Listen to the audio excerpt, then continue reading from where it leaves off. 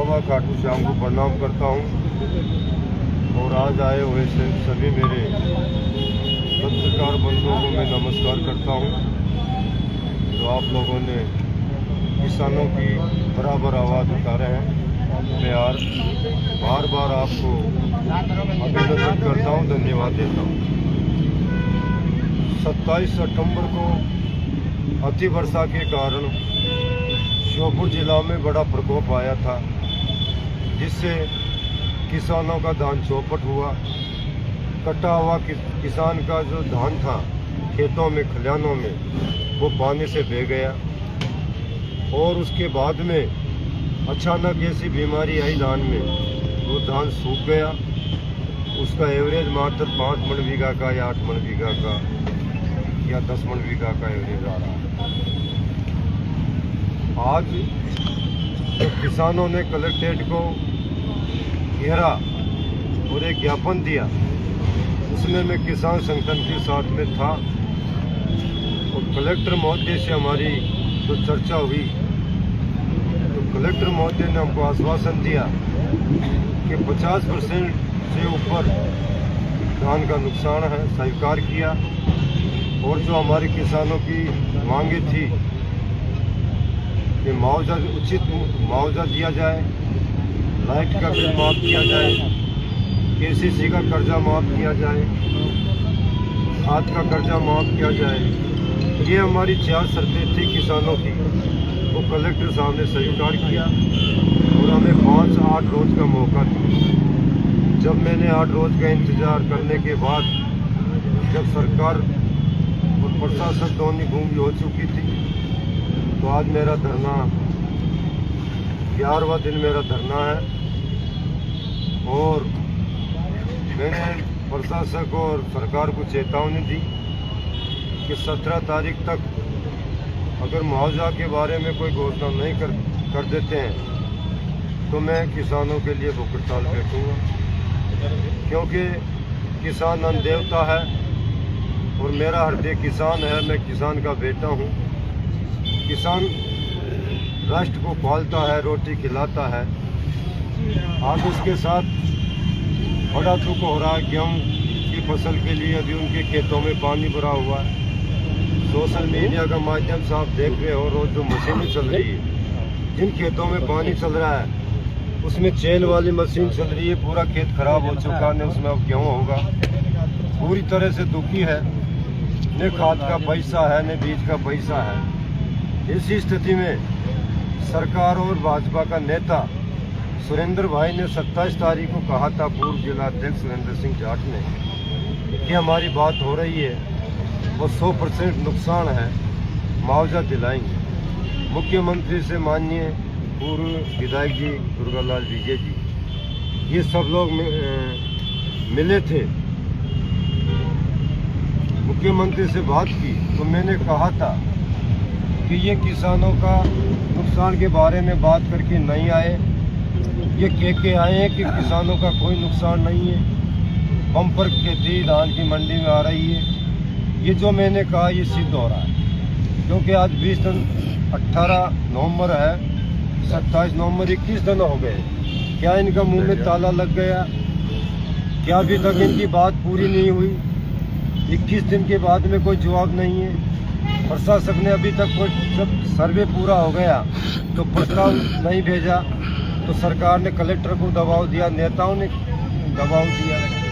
इनकी मंशा है कि किसान बर्बाद हो, ये ज़मीन बेचे और ये बर्बाद होंगे तो अपन इनको लूटेंगे, कमज़ोर हो जाएंगे।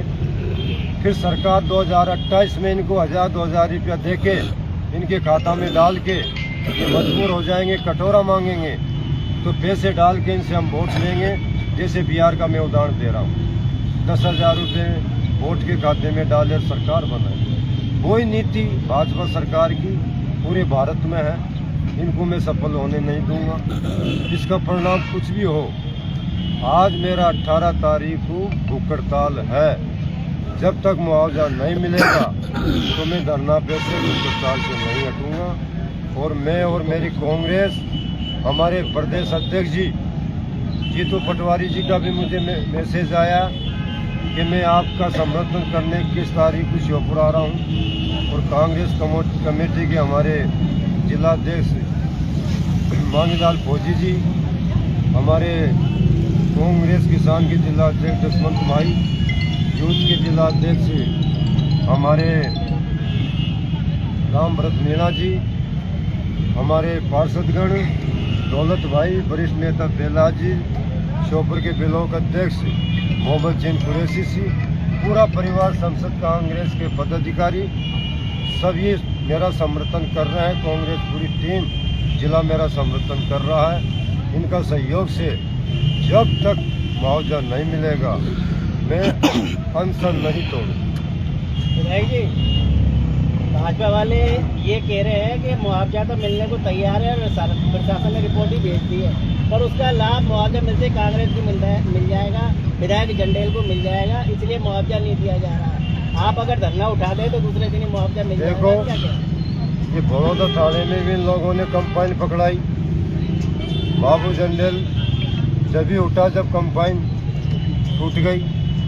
मैंने धरना किसान की मौत में वहाँ भी दिया था। जब भी ये पूरे भाजपा का नेता किसान का पोस्टमार्टम करा के पुलिस बल की दम पर लकड़ी और केरोसिन खरीद के ये उस किसान को जला रहे थे, उस किसान की लड़ाई मैंने लड़ी और उसको हक दिलाया। इनका चेहरा जनता के सामने अब ये मान रहा हूँ मैं कि इनके पास मलाई खा खा के बहुत पैसे हो गए, करोड़ों पैसे हो गए, करोड़ों की कोठी हो गई। पकड़ा रहे ऊपर, ये किसान को दुख दर्द को भूल गए और ये इस बात को समझ गए कि श्योपुर के किसान पागल है। जो हम कहेंगे वो किसान मानेंगे। अब श्योपुर के किसान बेवकूफ नहीं है, वो भी रोटी खाते हैं। इनको 21 दिन हो गया, इनके चेहरे पे ताला लगा हुआ है। बाबू जंडेल विपक्ष में है। बाबू जंडेल को श्योपुर की जनता ने 1 लाख मत दे के विधायक बनाया। मेरा कर्तव्य है, मैं किसानों का सेवक हूँ। मेरा विपक्ष का काम है, इनकी मैंने आवाज़ उठानी है, इनकी लड़ाई लड़नी है और मैं व्रत कर रहा हूँ। मैंने जूता छोड़ा 1 महीना हो गया और आज मैं भूख हड़ताल हूँ।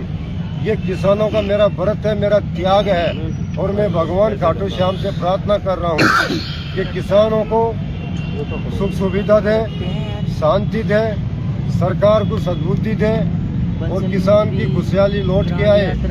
तो मैं ये त्याग कर रहा हूँ, भूख हड़ताल दे रहा हूँ और किसान की लड़ाई मेरा काम है। मैं विधानसभा में भी लड़ूंगा। तो अगर ये इस बात को कह दे कि हमको मुआवजा नहीं देना है तो मैं उठ जाऊंगा, या ये कह दे कि हम किसानों का मुआवजा दे रहे हैं तो भाइयों मेरे तो कमंडल अभी 1 मिनट में उठ जाऊंगा। किसानों की घोषणा कर दे कि मुआवजा दे रहे हैं तो मैं तो अभी उठ रहा हूँ। मेरा कर्तव्य है, विपक्ष का काम है संघर्ष करना।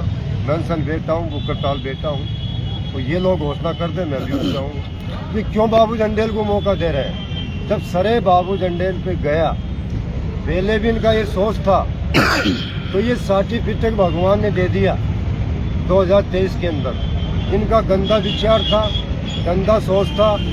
ये किसानों को देखा के ये वोट लेते थे। 35 गांव के नहरों में भी इन लोगों ने भ्रष्टाचार मचा रखा है। तो भगवान ने बाबू जंडेल को सर्टिफिकेट दे दिया। अगर मेरी आत्मा किसानों के प्रति है, अगर मैं विधायक किसानों ने बनाया हूँ, क्षेत्र में बनाया हूँ, तो मेरा कर्तव्य है कि मैं रात दिन जनता की सेवा करूं। और ये सर्टिफिकेट जनता देती है। मुझे 2 बार सर्टिफिकेट जनता ने दे दिया। अभी 28 में जनता सर्टिफिकेट देंगे। ये 5 करोड़ के बंगले में इनका दिमाग स्क्रू ढीला हो चुके हैं। ये क्या मामला कि बाबू जंडेल को सरे जाएगी? अरे सरकार तुम्हारी है, सरकार को सरे जाता है। काम करोगे तो सरे जाएगा, ये तो सरे कहाँ से जाएगा? विपक्ष का काम है आवाज़ उठाना, अत्याचार के खिलाफ लड़ना, विकास के लिए लड़ना, बेरोजगारी के लिए लड़ना, शिक्षा के लिए लड़ना, स्वास्थ्य के लिए लड़ना। ये मेरा कर्तव्य है। ये धरना मुआवजा के लिए नहीं है। मैं धरना स्वास्थ्य विभाग के ऊपर भी दूंगा। अभी वहाँ कोई भी व्यवस्था नहीं है, कोई सज्जन डॉक्टर नहीं है। नगर पालिका के खिलाफ